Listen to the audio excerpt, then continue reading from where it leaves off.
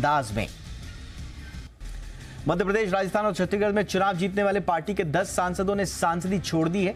जिन सांसदों ने सांसद पद छोड़ा है उनमें केंद्रीय कृषि मंत्री नरेंद्र सिंह तोमर, प्रहलाद पटेल, राकेश सिंह, उदय प्रताप और रीति पाठक शामिल हैं। इसके अलावा छत्तीसगढ़ से अरुण साव और गोमती साई ने भी इस्तीफा दिया है।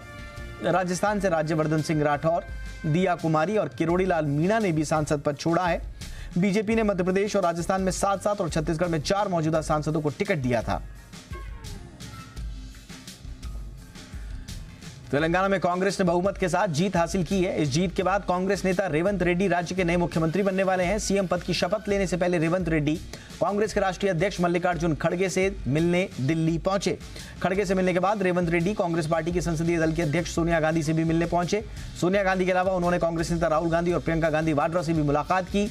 रेवंत कल सुबह 11 बजे तेलंगाना के मुख्यमंत्री पद की शपथ लेंगे।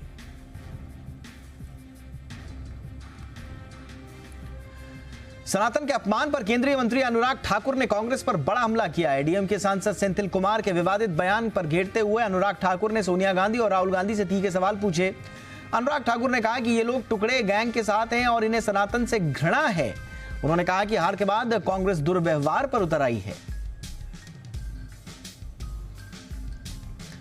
इस बीच लोकसभा में विवादित टिप्पणी करने के मामले में डीएमके सांसद सेंथिल कुमार को बीजेपी सांसदों ने जमकर घेरा है। उनसे माफी मांगने की मांग की। इसके बाद सेंथिल कुमार ने अपनी गोमूत्र वाली टिप्पणी पर खेद व्यक्त करते हुए इसे वापस ले लिया।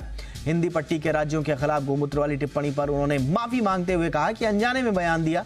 सेंथिल ने कहा कि अगर इससे भावनाएं आहत होती हैं तो वो इस बयान को वापस लेते हैं। खालिस्तानी आतंकी गुरु पदवंत सिंह पन्नू ने भारत पर फिर हमला करने की धमकी दी है। पन्नू ने एक वीडियो जारी कर कहा कि वो 13 दिसंबर को संसद भवन पर हमला करेगा। इस धमकी के बाद से राजधानी दिल्ली में सुरक्षा व्यवस्था को और बढ़ा दिया गया है। दिल्ली पुलिस अलर्ट मोड पर है। अमेरिका और कनाडा की दोहरी नागरिकता रखने वाले पन्नू ने एक वीडियो साझा किया जिसमें संसद भवन पर हमले के दोषी अफजल गुरु के साथ वाला एक पोस्टर भी जारी किया है। करणी सेना प्रमुख सुखदेव सिंह गोगामेडी की हत्या मामले में राजस्थान पुलिस ने 2 संदिग्धों को हिरासत में लिया है। साथ ही पुलिस ने मामले में 2 आरोपियों की पहचान कर ली है। हत्या की जांच का जिम्मा एसआईटी को सौंपा गया है। एडीजी क्राइम के पर्यवेक्षण में एसआईटी का गठन किया गया है और आरोपियों का सुराग देने वालों को 5-5 लाख का इनाम देने की घोषणा की गई है। वहीं बीजेपी नेता राजेंद्र सिंह ने एनआईए से जांच की मांग की है। सुखदेव सिंह गोगामेडी की हत्या के विरोध में राजस्थान में शहर शहर विरोध प्रदर्शन हुआ। उदयपुर में हजारों लोगों की भीड़ ने प्रदर्शन किया और कलेक्ट्रेट का घेराव करने के लिए पहुंचे। वहीं भीलवाड़ा में हत्या के विरोध में ट्रेन रोकी गई। जयपुर में समर्थकों ने आगजनी की विरोध जताया। जगह जगह टायर जलाकर सड़कों पर उतरकर विरोध प्रदर्शन किया गया। उनके समर्थक जल्द से जल्द आरोपियों की गिरफ्तारी की मांग कर रहे हैं।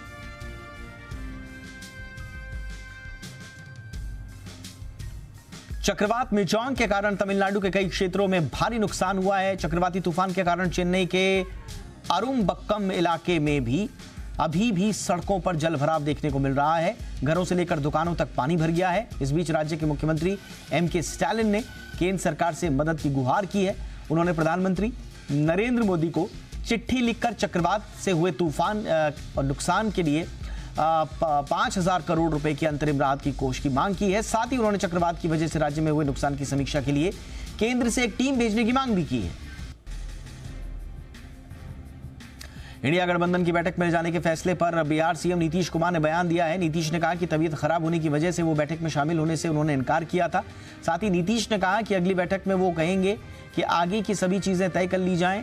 नीतीश ने एक बार फिर कहा कि उन्हें कुछ नहीं चाहिए, वो विपक्ष को एकजुट करना चाहते हैं। आपको बताएं कि इंडिया गठबंधन की अगली बैठक 17 दिसंबर को प्रस्तावित है।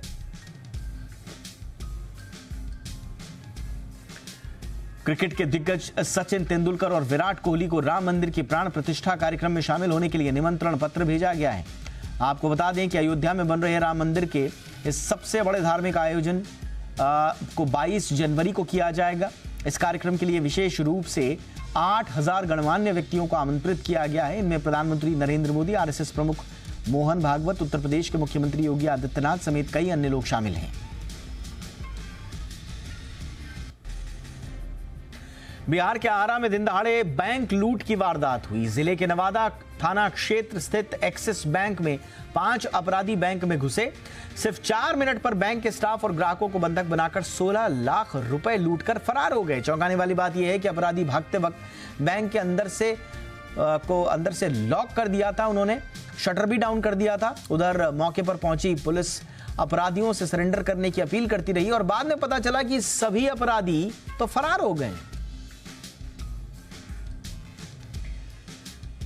सरकार इरकॉन में ऑफर फॉर सेल के जरिए 8% तक हिस्सा बेचने जा रही है। ओएफएस का फ्लोर प्राइस 154 रुपए प्रति शेयर तय किया गया है। ओएफएस कल खुलेगा। सरकार ओएफएस में 4% हिस्सेदारी बेचेगी।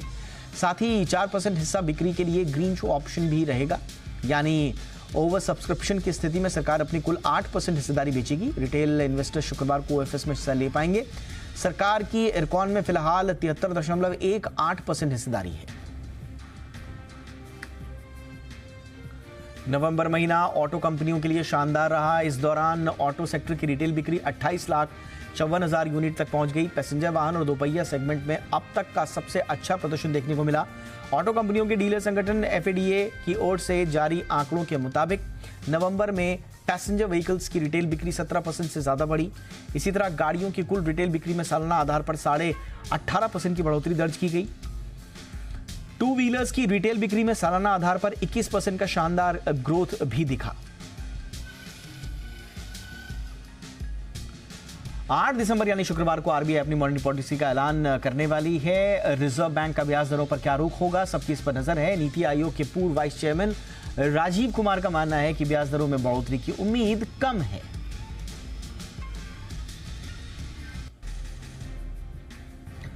अगर आपने पैन कार्ड को आधार से लिंक नहीं कराया है और प्रॉपर्टी खरीदने जा रहे हैं तो आपको 20% टीडीएस देना होगा। फिलहाल 50 लाख रुपए से ज्यादा कीमत की प्रॉपर्टी पर 1% टीडीएस देना होता है। पैन आधार लिंक न होने की स्थिति में 1% की जगह 20% टीडीएस लगेगा।